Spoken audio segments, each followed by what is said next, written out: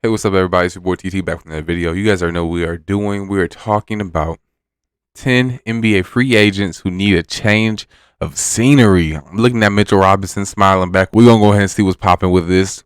All I do is make basketball content around here. So if that's something you're interested in, think about hitting that subscribe button because I think you're going to want to. That's just me, though. That's just my personal opinion. We ain't got no time to waste though. Let's hop on into this. And this dropped today. Okay, we got Deandre Ayton. Yeah, I could see him wanting a new place to restart. I made a little video talking about the little beef him and Monty Williams kind of had. It wasn't real beef. It was some slight beef though. It was like some vegan beef. It was beef, but it wasn't beef, right? You feel me? They wasn't swinging hands. But yeah, I feel like he would do good just going somewhere else. They don't want to pay him that money. They clearly don't value him how he thinks he should be valued, and they think he's overvaluing himself. So it'd be really cool to see him go somewhere else and either show out and show them wrong or show them why they was right and not tossing him that bag. Let me see. Do they have any destinations listed? Okay, so they can't take back more than $19 million in a sign and trade for him? Oh, that sucks. Okay, but best potential fits Detroit, Portland, and San Antonio. Yeah, I don't get Portland, though. I mean, like, obviously, if you can get him, it's better than nobody, obviously. But it's like, I don't know. I feel like you need win now pieces with Dame, not a center who's still trying to find his way. I don't know. This is me, though. I mean, if you can get it, cool. I would like him in Detroit, though. I would like him in San Antonio. I would like him in OKC. Maybe even Atlanta, I'm cool with. Toronto would be a big one that I saw. Man, sending him to Toronto would be fire. I don't know who you send to get to there, though. Like Gary Trent Jr. or something. I don't know. But yeah, those would be some cool places. But yeah, I definitely think it would be cool to see him have a change of scenery, especially see, was he system made or is the system holding him back? I like him on these teams though. Number 2, we got Bamba. This is interesting. Yeah, I'm cool with it, especially considering they're most likely like 90%, 95%, 99% likely to take a big or like a 4/5 combo with the number 1 overall pick. I think it's time for Mo Bamba to go somewhere else. It'll be really cool. I don't know how to work. I don't know. Maybe something like that happens like last year. But Mo Bamba on like the Lakers or the Clippers would be just crazy. I mean crazy. I said the Lakers is because he would have high usage, especially if AD wants to be a 4 still. He would be a really great full-time starter. I can't say that. He would have the opportunity to have a full-time starter position there. And everyone knows playing with LeBron makes you look the best. So it's like, I don't know. It could be something like last year, like how Malik Monk had his qualifying offer pulled. And then he took a little cheap deal to go try to increase his value, which he did. So that'd be cool. And then the Clippers, he would just fit on the Clippers. I don't know. He would fit there. Those are just like shots in the dark. Like realistically, though, him on the Houston Rockets would be really cool. Same thing with the Oklahoma City Thunder. You could almost blame it on the point guard play. Like, yeah, so yeah, look at that. He shot 38% from 3 on a higher volume in 71 games. Oh, that man gonna get a bag. Yeah, I think he should go to Houston though. Charlotte would be nice. I said OKC, I believe. Yeah, and Toronto. Oh, look, that's what I said. They'll use it on. Yeah, sure. Toronto. Oh yeah, I didn't even think about that. Mo Bamba in Toronto would be dirty, especially because he can shoot the 3 ball too a little bit, and he's a lengthy guy. I'll be interested to see if he could develop a little bit more of a consistent inside presence, and that's just like defending and rebounding and that sort of sense. It feels like you can knock him out of the paint pretty easily, and like you can take him out of games. We definitely will see next year for sure. But yeah, him leaving Orlando, I would be cool with. I think it's time for both sides to move on. Ooh, this one I gotta disagree with. Nick Claxton out of Brooklyn, I think that's where he needs to be. I think he should be the starting center on this team next year. I mean, barring like you can get Miles Turner or something, or like somebody who's better. Realistically, I think he makes sense to be the starting center on this team next year. Now, that being considered, if some team tosses him a bag they don't want to match, I mean, yeah, I wouldn't hate it. I'd probably go up to like a 460 with him. Yeah. Anything over 460, I'd probably start looking at sign and trade options before. But I think preferably like a 448, something like that, about 12 million a year. I think that's a really good position for him. And like we all know about the free throw problems. I'm not sure why would y'all let him go though, or you sign trading him away for assets or something? Because like they're so far over the cap, letting him walk isn't achieving anything, right? Like if you're Orlando, you can open up space for somebody else or open up money by not bringing back Mo Bamba, right? The Suns would sign and trade Deandre Ayton most likely. This though, like I feel like Claxton good enough to get signed and traded? I mean, sure. No, sure. Yeah, he's good enough to be signed and traded. But it's like, are you going to get anything worth signing and trading him? Like, I think it would make more sense to keep him. Cause whatever you sign and trade Claxton for is not going to be worth it. Even with the Deandre Ayton, you're not going to get equal value. But with someone as good as Deandre Ayton, you have to get something back for him. That's the only reason that makes sense. But yeah, I'd rather Nicholas Claxton stay in Brooklyn, to be honest. What do they say? Where they say he should go? Dallas would be a crazy place for him. Wow, I didn't think about that. I mean, I wouldn't want him to go, but if he had to, I'd rather him go to Dallas. Charlotte makes sense, obviously. I mean, yeah, all the other teams make sense. Any team that needs a big man will make sense. Yeah, I like him in Dallas. Ooh, him and Luka. Yeah, I would like that. Him catching lobs, protecting the paint. Yeah. Hartenstein, someone who was sneaky good last year. I mean, sneaky good. I could see another contender tossing him like a full taxpayer MLE, which comes out to about, what, 6.1 million next year? 6.3, something like that. About $6 million a year next year. I could see a team tossing him that full thing next year. Because, I mean, he was legitimately nice. I could see him staying in LA, just not with the Clippers. Y'all know who that is. I could see him going to the Warriors, depending on if they make any sort of trades with Wiseman or anything like that. I could see him as a Warrior.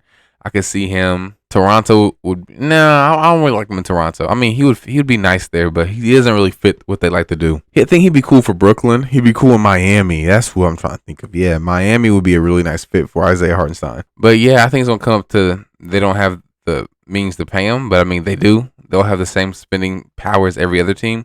So I mean, yeah, if they really want him, they could prioritize him. But I think they'll likely spend that $6 million on something else. So if he walks, rough, but I mean it's not the end of the world. But he was really good for him. So yeah, I said Brooklyn, Dallas. I wouldn't like him in Dallas. Philadelphia would be nice. Yeah, okay. I forgot about them. Philadelphia, that'd be a really nice move for him. Oh, it's 6.4. What did I say? I said 6.2, 6.1. It's 6.4 million. Okay. Brooklyn. I said Brooklyn, I believe. Dallas, I mean, sure, it's better than what they have, but no, I wouldn't prioritize them. But Philly would make a lot of sense there. Gary Harris. Oh yeah, this man has Golden State Warrior written on his forehead. Not literally, but it would be so cool to see him like on a contender. Maybe even going back to Denver. I would be cool. Like they tossed him the full 6.4 mil. I would love to see him back in Denver. He actually was really good last year. He was still injury prone. But things with the injury prone stuff is like, was he actually injury prone or were they just tanking sometimes? Okay, they said Cleveland, Denver. I did say, hey, come on. Look, we're seeing eye to eye. That's how you know it's legit. All three of those teams make a lot of sense. It would be cool to see him in Cleveland, actually. A defensive wing who can shoot. They don't have a lot of those. And then, yeah, Denver, like I just said, that would be a cool aspect to bring him back. And then New Orleans, Mitchell Robinson. Okay, I think this is the second guy people should go after. No third. No fourth. Ooh, I'm thinking of stuff. Okay, so I think you would take, for people who could reasonably be acquired, right? I think you would go for Rudy Gobert first. You go for Deandre Ayton second.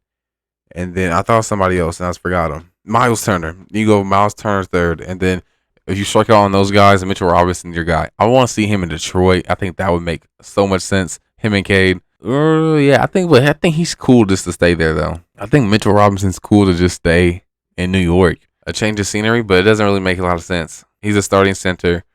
He'll be a starting center next year. It's like, I don't know. I feel like he doesn't need to go anywhere, especially with how much they've dealt with him with his injury concerns. And I mean, nothing I've seen, like they turned their back on him or anything like that. I haven't seen anything like that. So I feel like it would be cool to stay with them. So he's an unrestricted free agent this year. Oh, he might get a bag. Charlotte, yeah, I'm cool with that. Dallas, I'll be cool with that. Detroit, I think I said Detroit. Guys, I'm like locked in with this stuff. You feel me? Schroder. Okay, I feel like I'm saying them a ton, but Dennis Schroder back to the Lakers would be so cool. It literally would make so much sense. It's not even funny. Like if you're trading Russ for role players and then you have a non-Schroder rotation, that's so much. I don't know. It's passable. Okay, it's not great, obviously, but it's definitely achievable to be decent. The thing is with Dennis Schroder is like he's a good player. He just tries to do more than he really should. And when he tries to do more than he should, that's when he ends up looking bad. Like he's not a third guy on a playoff team. Like you're not looking at him to give you 15, 20 points a night. But when he's bought in as a role player, like how he was in Boston, he looks so good. And it's like, bro, what? I mean, even then he had his moments. And the thing is, they had him trying to close. And then you have him and Marcus Smart next to each other. No, like stuff like that, like, it's sabotage. You feel me? Like, that just doesn't work. That's why they ultimately traded him, because it wouldn't work with those two.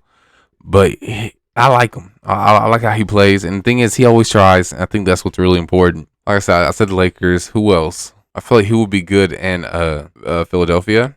I feel like he would be good in New York. I feel like New York would be a good landing spot. Yeah, Philadelphia and New York. Those are two teams I'm really thinking about. Oh, and back to Atlanta. He would look really good back in Atlanta behind Trey.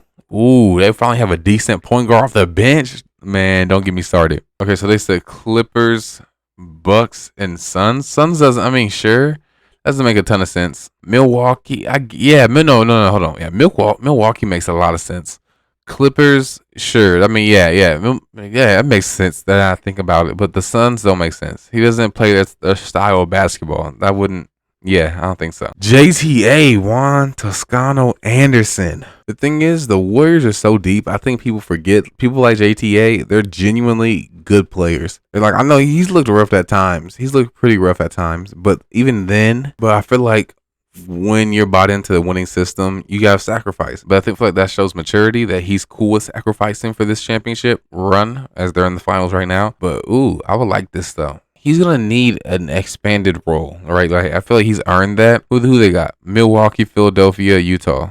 All three of those spots sound good. He's just like a glue guy. If you haven't watched JTA much and you don't know much about him, I suggest just go YouTube some of his highlights. I mean, they're not like crazy highlights. Like he does the right things, right? He does the right moves. He reminds me of Caruso, like not necessarily as good as Caruso, but just a guy who just always tries and does the right thing. Lonnie Walker. Lonnie Walker has some interesting stuff this year. He hasn't been developing necessarily how it was projected. Yeah, but look, over his last 19 games, he averaged 16 on 46% on pull-up threes. Okay, so they have Boston, Memphis, and Toronto on his list. I mean, I guess Toronto would be cool. Memphis would be cool. I'm not sure about Boston. Yo, now I think about it, him and Memphis would be really nice. Yeah, hold on. Yeah. Him and Memphis coming off as like a little spark plug, scorer slash playmaker. You kind of run the offense through him a little bit. That'd be nice. And I feel like he would fit the type of offensive system they've typically like to run, and he'd be a good reliever for Ja. Yeah, I would like to see him in Memphis a lot.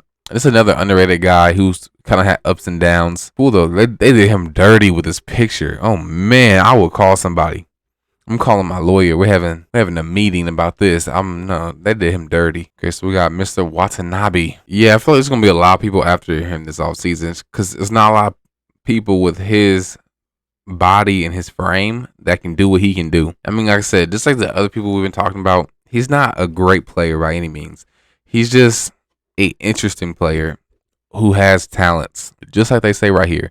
He's not a future star in the hiding. Yeah, no. But it's very complimentary. Yeah, he can get by over aggressive defenders on the perimeter. He's big and strong enough to finish through or over contact. He moves well without the ball. He can hold up against your wings going downhill. Ooh, like, yeah, like I said, okay, they have him going, okay, Miami, Sacramento, and Utah. Those all three make sense, too. He did pretty good with this. Who is this again? Hold on. I think this was Dan. Wasn't this Dan? Dan went crazy on this article. This was a really good one. Really, really good one. Something I don't want to see, though, is how he looks on an expanded role. I don't know what to think. I don't know. I feel like he makes the most sense staying in Toronto. Yeah, I don't feel like he needs to go anywhere. I feel like he's cool right where he's at. Same thing with JTA, really. You think he wants Toscano Anderson right where he's at. I think he's cool. Y'all let me know what you guys agree with, disagree with, or would change down below. And either way, I hope you have a great rest of your day. But either way, it is your boy TT, and I'm out of here. Peace out, y'all.